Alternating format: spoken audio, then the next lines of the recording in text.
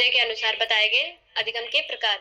मेरा जो प्रकरण है वो थॉर्नडाइक के अनुसार शैक्षिक महत्व। मैं पीडीएफ के अनुसार आपको शेयर करूंगी।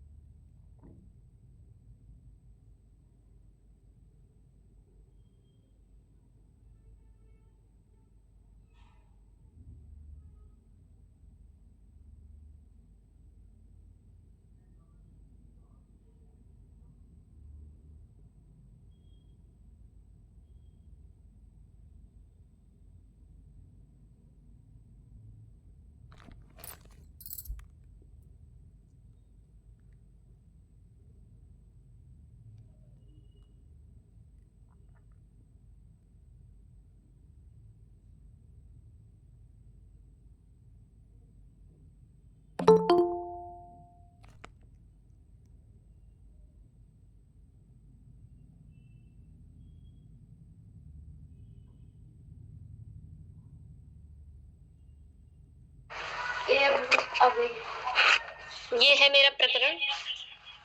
और एडवर्ड थॉर्नडाइक के शैक्षिक मनोविज्ञान का जनक माना जाता है। यह अमेरिका के रहने वाले हैं और इन्होंने जो बताया, इन्होंने जो प्रयोग किया, ये एक भूखी बिल्ली पे किया इन्होंने एक प्रयोग।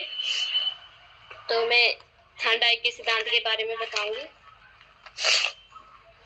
थॉर्नडाइक का जो सिद्धांत है, जब विद्यार्थियों के सीखने पर लागू किया जाता है तो कोई प्रमुख कारकों पर जोर देता है।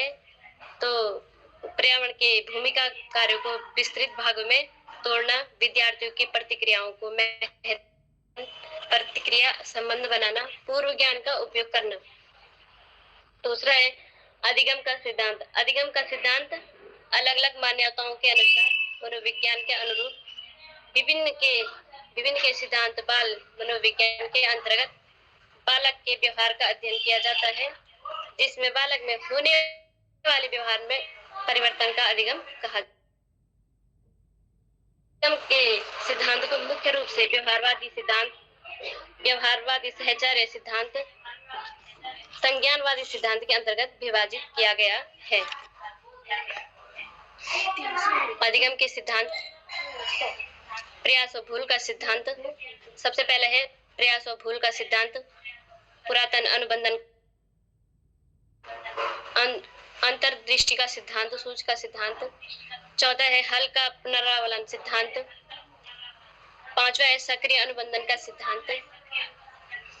छठवा है अल्बर्टो सामाजिक अधिगम का सिद्धांत।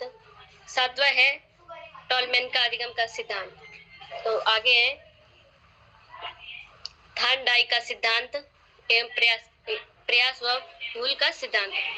प्रयास व भूल का सिद्धांत। सर्वप्रथम व भूल का सिद्धांत के प्रतिपादक अमेरिकी मनोवैज्ञानिक एडवर्ड एल को माना जाता है। थॉर्नडाइक ने अपनी बुक ध्वनि आ रही है।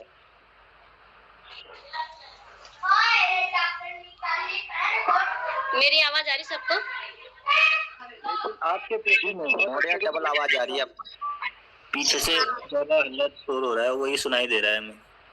जी, एल को माना जाता है मनोवैज्ञानिक एडवर्ड एल को माना जाता है।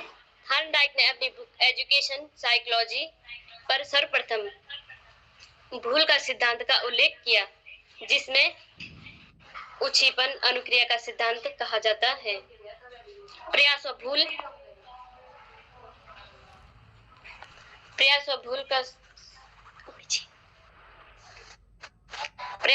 का सिद्धांत कहा जाता है। प्रयास और भूल के सिद्धांत को ही उच्छिपन अनुक्रिया का सिद्धांत माना गया है। थॉर्नडाइक ने इस सिद्धांत का प्रतिपादन एक भूखी बिल्ली पर किया। उस भूखी बिल्ली को पिंजरे पर बंद करके एक प्रयोग किया, जिसके अंतर्गत उन्हें पिंजरे में एक लीवर तैयार किया गया। मेरी आवाज आ रही सबको? मेरे पीछे ध्वनि गाड़ी की भी आ रही है साथ में। आ रही साफ आ रही है। लीवर तैयार किया और बिल्ली को द्वारा दबाने पर उसे भोजन प्राप्त हुआ। अगला है मेरा प्रयास और त्रुटि का सिद्धांत, अधिगम सिद्धांत का महत्व। प्रयास और त्रुटि के सिद्धांत शिक्षा मनोविज्ञान की दृष्टि से अत्यंत महत्वपूर्ण है। इस सिद्धांत के अनुसार किसी भी बालक को बार बार कोई भी कार्य करा दे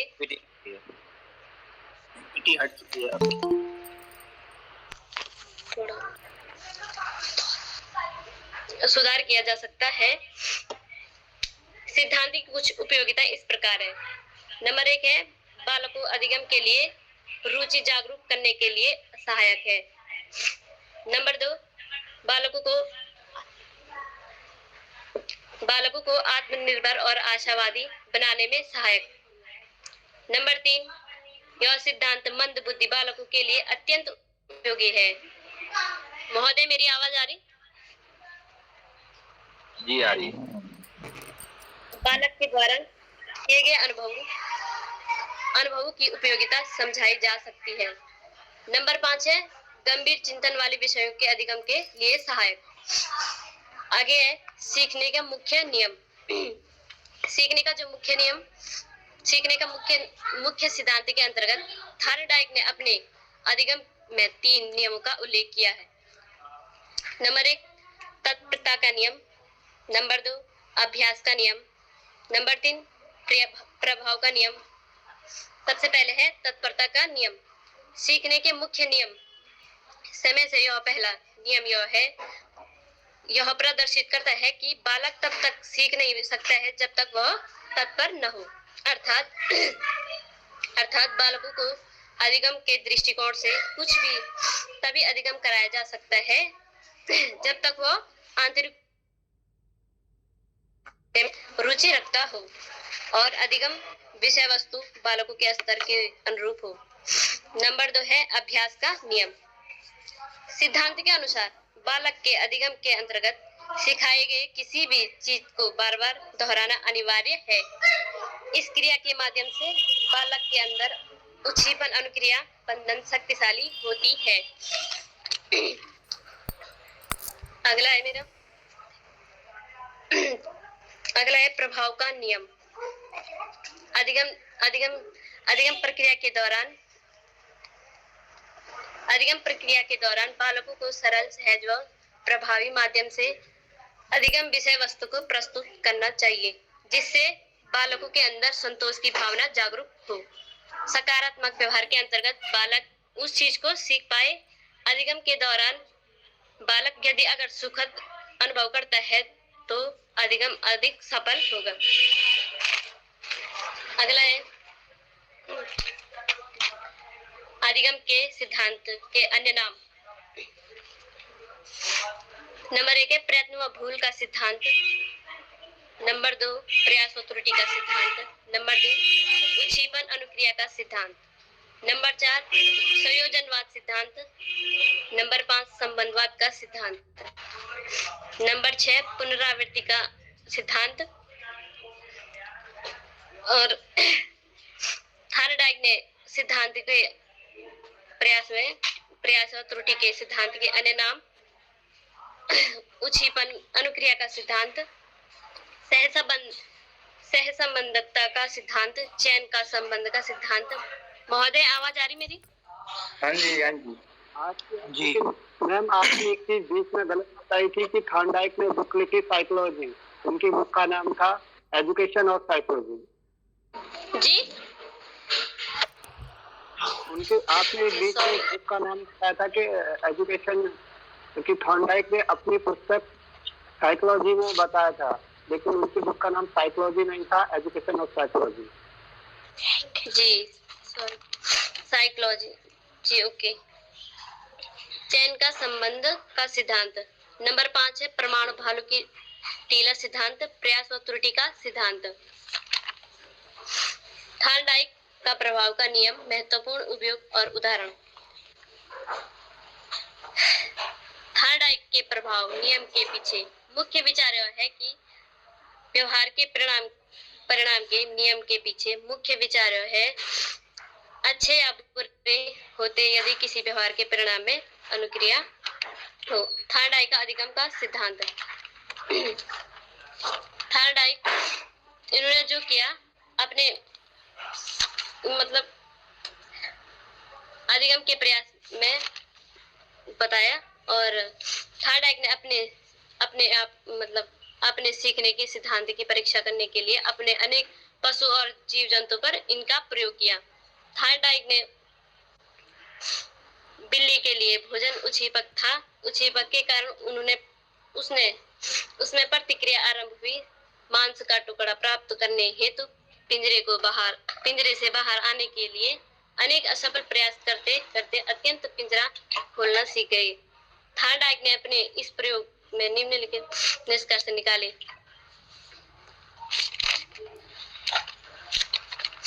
और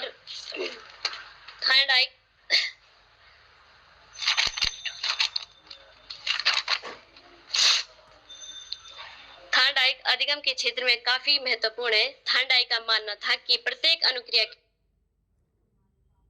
किसी न किसी उच्छेपन का हाथ होता है। ये उच्छेपक प्राणी इतना प्रभावशाली परिणाम डालते हैं जिसके फलस्वरूप वह एक विशेष प्रकार की अनुक्रिया प्रबंधन संबंध के द्वारा प्रकट किया जाता है। थार्डाइक का कहना है कि पशु या मनुष्य किसी कार्य को प्रयत्न एवं भूल द्वारा सीखता है। इन्हें इसमें शुरू में चयन एवं संयोजी नाम दिया। बाद में प्राणी द्वारा भूल करने के बाद किसी एक सही अनुक्रिया को चुनकर कार्य करने की सिद्धांत को प्रयत्न और भूल सिद्धांत कहा। थार्डाइक ने जो प्रयोग किया तो उन्होंने एक बिल्ली पे किया था, और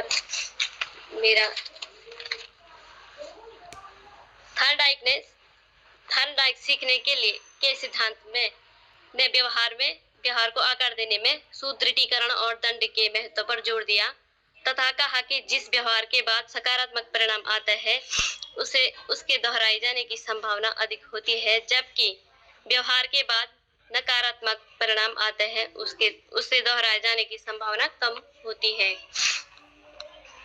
तो थार्डाइक का अधिगम सिद्धांत इस तरह से थार्डाइक ने अधिगम सिद्धांत के अनुसार उच्छेपन अनुक्रिया का संबंध व्यवस्थित हो गया, जिसमें अंतर्गत बिल्ली के द्वारा किए गए कार्य को अनुक्रिया व प्रतिक्रिया और भोजन की उच्छेपन प्रक्रिया करवाई।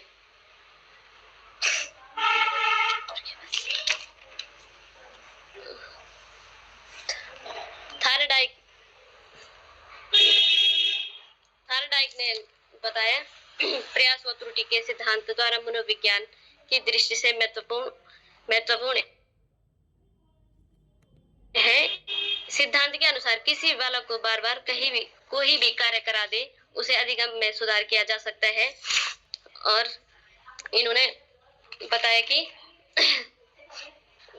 इन्होंने जो प्रयोग किया शिक्षा मनोविज्ञान के जनक भी माने जाते थे। प्रयास एवं त्रुटि सिद्धांत, प्रयत्न एवं भूल का सिद्धांत, अनुक्रिया का सिद्धांत बताया। प्रयोग बिल्ली और चूहे पर किया इन्होंने। तो मेरा प्रकरण यहीं पे समाप्त होता है। मेरा जो प्रकरण है थार्डाइक का सिद्धांत एवं शैक्षिक महत्व यहीं पे समाप्त होता है। किसी से कोई प्रश्न पूछना है तो। आपने कहा कि एजुकेशन में थार्डाइक ने 3 नियम दिए। पहला 3 नियम दिए। जो तीसरा नियम दिया था, यदि कोई व्यक्ति, मेरा प्रश्न है आपसे, यदि कोई व्यक्ति लगातार 2 नियमों पर पूर्ण रूप से तत्पर है, यानी तत्परता का नियम, उसके बाद अभ्यास का नियम, उसके बाद भी यदि उसको पूर्ण रूप से उसके प्रयास में सफलता नहीं मिल रही है, यानी प्रभाव पड़ रहा है या वह सफल हो रहा है, असफल हो रहा है, तब उसे क्या करना चाहिए? उसे सिखाने की कोशिश करनी है और उसमें रुचि, जैसे दृश्य से करा सकते हैं, जैसे दृश्य की दृष्टि से बता सकते हैं, उसमें चित्र के माध्यम से उन्हें बता सकते हैं बच्चों को।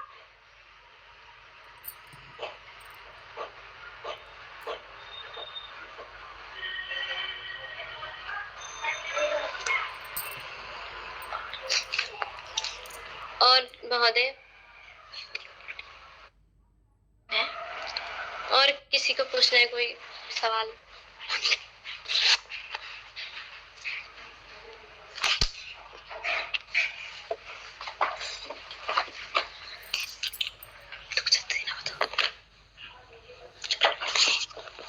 महोदय, मेरी आवाज आ रही?